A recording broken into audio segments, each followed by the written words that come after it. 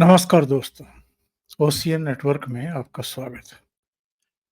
ये करीब 21-22 साल पुरानी बात है, संभवतः 2001 या 2002 की। अटल बिहारी वाजपेयी प्रधानमंत्री थे। उन दिनों मैं दिल्ली में अमर उजाला के नेशनल ब्यूरो में काम करता था और कांग्रेस पार्टी कवर करता था। कुछ मिनिस्ट्रीज, कुछ स्टेट भी कवर करता था, होम मिनिस्ट्री भी कवर करता था। मैं कांग्रेस मुख्यालय में उस समय कई राज्यों की प्रभारी हुआ करती थी पूर्व केंद्रीय मंत्री मोहसिना किदवई। उनके दफ्तर में बैठा हुआ था और उत्तर प्रदेश में कांग्रेस की जो हालत थी उस समय भी बहुत खराब थी। उस पर चर्चा चल रही थी और मैं उनसे ये जानना चाह रहा था कि कांग्रेस ने अपने कंधे ढीले क्यों छोड़ दिए हैं, एक तरीके से सरेंडर क्यों कर दिया है। क्योंकि भारतीय जनता पार्टी और समाजवादी पार्टी और बहुजन समाज पार्टी, ये तीनों तो बारी-बारी से सर्वाइव करती हैं, वहाँ पर कांग्रेस क्यों किनारे लग गई है? तो मोहसिना किदवई ने कहा कि हम नेशनल पार्टी हैं। हालाँकि नेशनल पार्टी तो भारतीय जनता पार्टी भी उस समय तक बन ही चुकी थी। अटल जी प्राइम मिनिस्टर थे। लेकिन उनका कहना था कि कांग्रेस के कुछ सिद्धांत हैं, वो जाति-पाति की राजनीति नहीं कर सकती। धर्म आधारित राजनीति भी हम लोग खुलेआम नहीं कर सकते। जैसा भारतीय जनता पार्टी पर उस समय आरोप लगाए जाते थे सो कॉल्ड धर्मनिरपेक्ष पार्टियों की तरफ से।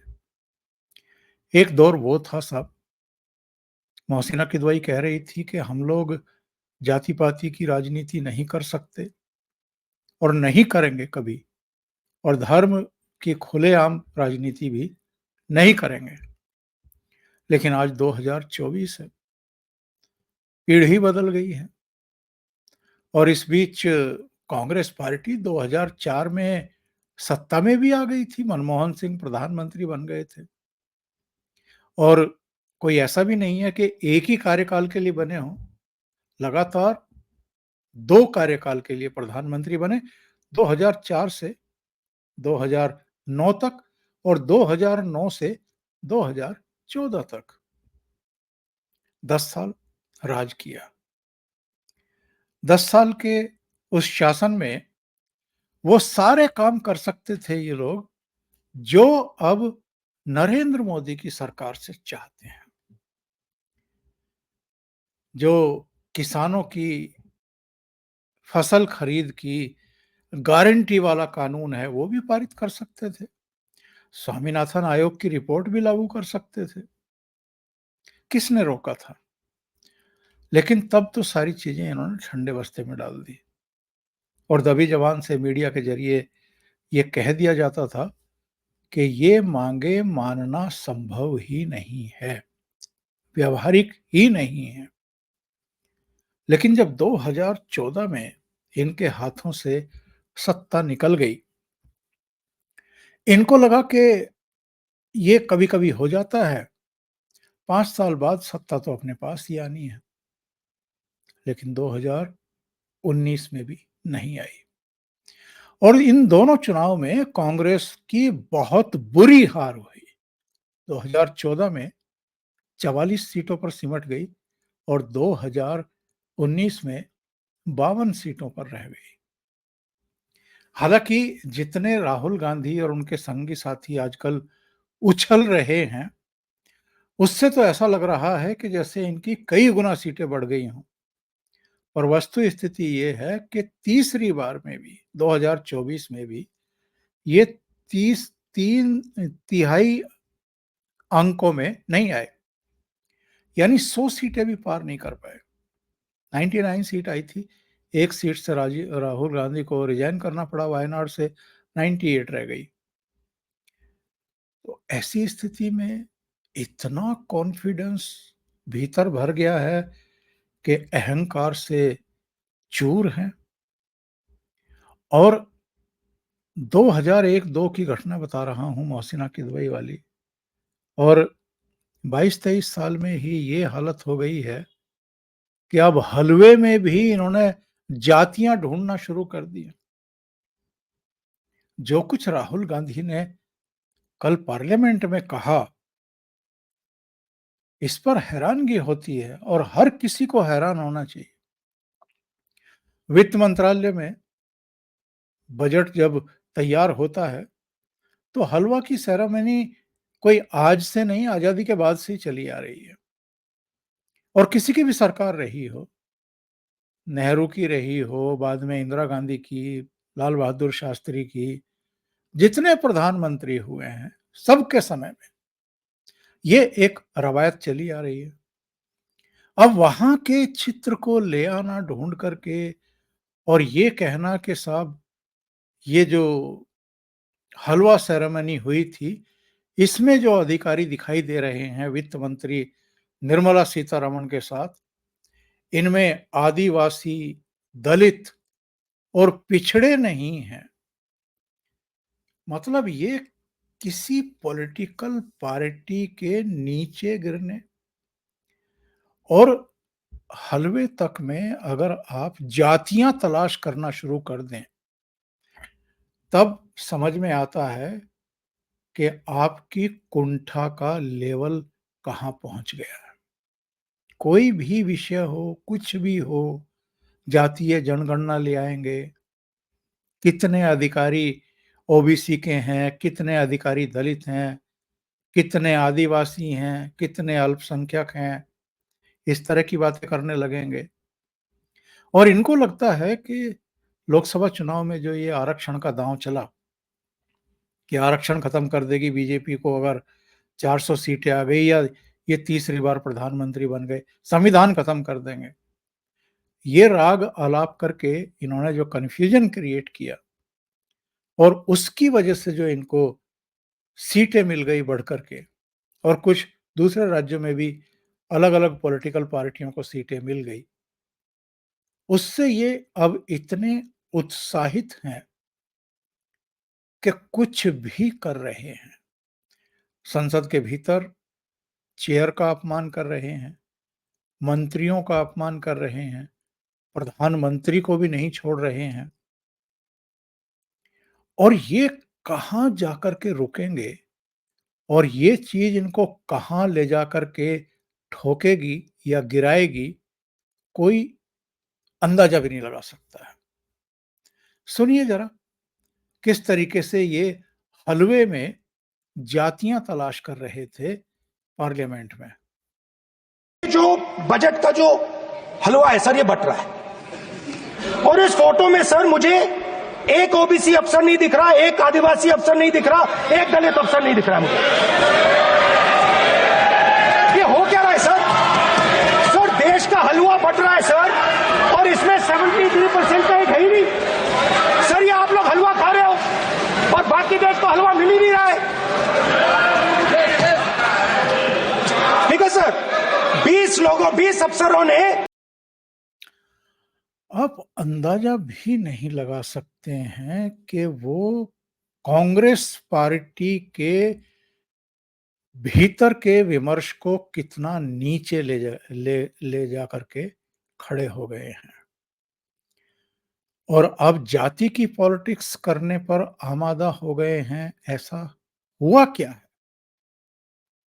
सुधांशु त्रिवेदी वैसे तो राज्यसभा में बोल रहे थे, लेकिन उन्होंने राहुल गांधी को करारा जवाब दिया। सुनते हैं। जो लोग वित्त मंत्री महोदया ने चुनाव से पहले बजट से पहले एक रस्म होती है जो हमेशा से एक परंपरा थी हलवा बनाने की, उसके ऊपर भी लोग कमेंट कर रहे हैं। कहा जा रहा है कि इसमें एससी, एसटी और ओबीसी कहां पे हैं। वैसे तो हमारे शायद वित्त राज्य मंत्री उन्हें दिखाई नहीं पड़े, मगर मैं पूछना चाहता हूं, ये वो लोग पूछ रहे हैं सभापति महोदय जो 60 साल से खाते रहे हलवा और जनता को खिलाते रहे बलुआ। मैं पूछना चाहता हूं महोदय ओबीसी की बात करने वालों से कि 53 में काका कालेलकर कमेटी बनी, 55 में रिपोर्ट आई और 55 से 77 तक 22 साल ओबीसी खाता रहा बलुआ और ये खाते रहे हलवा। 1980 में मंडल कमीशन की रिपोर्ट आई, इंदिरा जी और राजीव जी की सरकारें आई, 10 साल तक ओबीसी खाता रहा बलुआ और ये खाते रहे हलवा। जिन्होंने 4-4 पीढ़ियों तक खाया है हलवा, वो आज हमसे आके पूछ रहे हैं। वो तो मोदी जी जब आए तो ओबीसी कमीशन को संवैधानिक दर्जा मिला, अन्यथा मैं हलवा और बलुआ वालों से पूछना चाहता हूं, बताएं 2014 में इनकी कैबिनेट में कितने ओबीसी मिनिस्टर थे? 3 के भी नाम अगर बता दें तो ये दर्शाता है। सुधांशु त्रिवेदी ने वैसे राज्यसभा के अपने भाषण में जो इनकी फिगर है और जिसको लेकर के ये इतरा रहे हैं, उस पर भी करारा वार किया है। सुन लेते हैं क्या कहा है सुधांशु त्रिवेदी ने। की आंखें ऐसा धोखा खाती हैं कि उन्हें आंकड़े सही समझ में नहीं आते। हमारी सरकार आने से पहले 10वें नंबर की अर्थव्यवस्था थी, वो कमजोर थी। आज 5वें नंबर की अर्थव्यवस्था है, वो अच्छी है, मगर इनको वो अच्छी और ये बुरी लगती है। जब 74,000 रुपए पर कैपिटा इनकम थी तो वो अच्छा था, अब 2,12,000 रुपए पर कैपिटा इनकम है तो वो खराब है। 10% महंगाई अच्छी थी, 5% महंगाई खराब है। ग्रोथ रेट 5% से कम थी, वो अच्छी थी, और अब ग्रोथ रेट 7.2 और कुछ सीमाओं में 8% है तो वो खराब है। मगर सभापति महोदय, समझा जा सकता है जिनकी संख्या की समझ ऐसी हो कि 99 बड़ा है और 240 छोटा है, 22% वोट अच्छा है, 38% वोट कम है, तो वो सहज ही समझा जा सकता है। जिनकी सोच ऐसी हो कि थर्ड टर्म में गवर्नमेंट बनाना पराजय है और थर्ड अटेम्प्ट में थर्ड डिजिट टच न कर पाना ऐतिहासिक विजय है, मुझे लगता है। परंतु एक बात मैं कहना चाहूंगा कि इतना तो कम से कम उनको अख्तियार मिला है कि पहली बार नेता प्रतिपक्ष का पद उनको मिला है। इस बात के लिए मैं उनको शुभकामना देना चाहता हूं। और राजीव शुक्ला जी ने अभी एक शेर बोलते हुए कहा था ना कि वो शोहरत आई है, वो गई भी हो सकती है। तो वो जिस ढंग के लहजे और जिस ढंग के तेवर दिखा रहे हैं, उनके लिए मैं कहना चाहूंगा, हमारे यूपी की एक शायरा है, इमरान प्रताप गढ़ी जी को याद होगा, उनकी बड़ी फेमस नज्म है कि खामोश लब हैं, झुकी हैं पलकें, दिलों में उल्फत नई नई है। मगर यहाँ तो उल्टा है, गुस्ताख लब हैं, तनी है बौहें, दिलों में नफरत नई नई है। मगर उसके आगे की लाइन है, जरा सा कुदरत ने क्या नवाजा जो आके बैठे हो पहली सफ में, यानी फर्स्ट रो में। जरा सा कुदरत ने क्या नवाजा जो आके बैठे हो पहली सफ में, अभी से उड़ने लगे हवा में, अभी तो शोहरत नई नई है। तो अब सुधांशु त्रिवेदी ने वैसे इस कविता के माध्यम से भी, आंकड़ों के माध्यम से भी इनको जवाब तो ठीक ठाक दिया है। लेकिन साहब, एक सवाल सबके दिमाग में है, और सवाल ये है कि ये कब तक चलेगा? क्योंकि जब से 18वीं लोकसभा का गठन हुआ है, हम तभी से इनकी ड्रामेबाजी देख रहे हैं। संसद भवन के बाहर भी ये संविधान की प्रतियां लहरा रहे थे। जब शपथ ग्रहण कर रहे थे तो भी संविधान की प्रतियां लेकर के शपथ ग्रहण कर रहे थे। उसके बाद जब राष्ट्रपति के अभिभाषण पर धन्यवाद प्रस्ताव प्रस्तुत किया सरकार ने, उस पर बोलते हुए राहुल गांधी ने जिस तरीके से भाषण दिया, जिस तरीके से प्राइम मिनिस्टर पर अटैक किए, और जब प्रधानमंत्री नरेंद्र मोदी बोल रहे थे, बोलने के लिए खड़े हुए, तो पूरा 2.25 घंटे, बल्कि 2 घंटा 20 मिनट तक ये नारेबाजी करवाते रहे वेल में। ये तीसरी बार प्रधानमंत्री बनकर के नरेंद्र मोदी ने तो हिस्ट्री क्रिएट की है, क्योंकि 60 साल बाद ऐसा हुआ है कि निरंतरता में कोई तीसरी बार प्रधानमंत्री बना है। और ग्लोबली जो उनका आज स्थान है, वो भी एक नए पायदान पर, नई ऊंचाई पर है। लेकिन इनका जो फ्रस्ट्रेशन का लेवल है, मैंने कल भी एक प्रोग्राम किया था इस पर, कि क्या तीसरी बार जो रिजेक्शन हुआ है जनता के द्वारा, उससे फ्रस्ट्रेशन का लेवल इतना बढ़ गया है कि आप कोई एक शब्द पकड़ते हैं और उसके बाद फिर उसी के इर्द गिर्द जो है वो सारी चीजों को घुमाते रहते हैं, वार करते रहते हैं। कल भी हमने देखा पार्लियामेंट में, ये जब बोलने के लिए खड़े हुए बजट पर, तो बजट पर तो कुछ नहीं बोले, लेकिन एक चक्रव्यूह शब्द कहीं से इनके हाथ लग गया या इनका कंटेंट तैयार करने वालों ने इनको पकड़ा दिया और हर मामले में बेरोजगारी है तो बेरोजगार को चक्रव्यूह में फंसा दिया। अडानी अंबानी को ले आए, किसानों को ले आए, बहन बेटियों को ले आए, पता नहीं किस किस को जो है और किस तरह की लैंग्वेज का इस्तेमाल कर रहे थे ये। और फिर हलवे को ले आए कि साहब जो अफसर जिन्होंने हलवा तैयार करके बांटा, आपस में बांट लिया और दलितों को और आदिवासियों को और पिछड़ों को तो हलवा मिला ही नहीं। बजट एक चक्रव्यूह की तरह हो गया है। वो कहते हैं चक्रव्यूह और पद्मव्यूह समान है। पद्म मतलब लोटस यानी कमल। मगर महोदय मैं आपको बता देना चाहता हूं, आपके माध्यम से पूरे देश को बता देना चाहता हूं, उनकी ज्ञान के ऊपर महोदय, पद्मव्यूह चक्रव्यूह अलग है। प्राचीन भारत में पद्मव्यूह है, चक्रव्यूह है, गरुड़ व्यूह है, क्रौंच व्यूह है, चंद्र व्यूह है, मकर व्यूह है, त्रिशूल व्यूह है, 36 प्रकार के व्यूह हैं। मगर क्या करें, जिनको व्यू नजर आता हो उनके लिए हर चीज में उनको भारतीय जनता पार्टी और कमल के ऊपर आपत्ति नजर आती। तो मैं ये भी कहना चाहता हूं सभापति महोदय, हम सब चाहते हैं इस देश में समृद्धि आए, बजट इसीलिए लाया जाता है, यानी मां लक्ष्मी की कृपा रहे। और हम सब चाहते हैं देश में प्रबुद्धता आए, मां सरस्वती की कृपा रहे। और मां सरस्वती भी कमल पर विराजती हैं और मां लक्ष्मी भी कमल पर ही विराजती हैं। जितना कमल खिला रहेगा उतना इस देश में समृद्धि का मार्ग प्रशस्त रहेगा। सीटें कम हो गई हैं तो उनका हौसला बढ़ गया है। तो सावन का महीना है, जैसा कि भी इमरान भाई कह रहे थे, तो मैं सावन के महीने पे भी कहना चाहता हूं, कुछ दीपों के बुझ जाने से आंगन नहीं मरा करता है, कुछ पानी के बह जाने से सावन नहीं मरा करता है। अब मैं ये भी बताना चाहता हूं महोदय, जिस महंगाई की बात ये करने का प्रयास कर रहे हैं, आज ये कहते हैं बेरोजगारी की बात, तो ईपीएफओ सबसे ऑथेंटिक डाटा होता है, एम्प्लॉय प्रोविडेंट फंड। तो हमारी इस बजट में व्यवस्था की गई है कि सरकार शुरुआत में एम्प्लॉयज प्रोविडेंट फंड में भी कंट्रीब्यूशन देगी। और फिर मैं कहना चाहता हूं लेमेंस रूप में, अगर कोई भी चीज का रोजगार सृजन नहीं हो रहा तो 37 किलोमीटर पर डे सड़क बन रही है, 12 किलोमीटर पर डे रेलवे का इलेक्ट्रिफिकेशन हो रहा है, सबसे ऊपर 4 करोड़ प्रधानमंत्री आवास बन गए, 74 एयरपोर्ट बन गए, चिनाब में सबसे ऊंचा पुल बन गया, कोलकाता में नदी के नीचे मेट्रो बन गई है। बना कौन रहा है? सबसे बड़ा मोबाइल मैन्युफैक्चरर बन गया भारत। ये बना कौन रहा है? आसमान से जिन्नात नहीं आ रहे महोदय, कोई ना कोई बना रहा है, इसलिए आंकड़ों में देख लें। लेकिन मैं इससे आगे की बात करना चाहता हूं। 2 ट्वीट में आपको दिखाता हूं। एक ट्वीट है सतीश चंद्र मिश्रा का।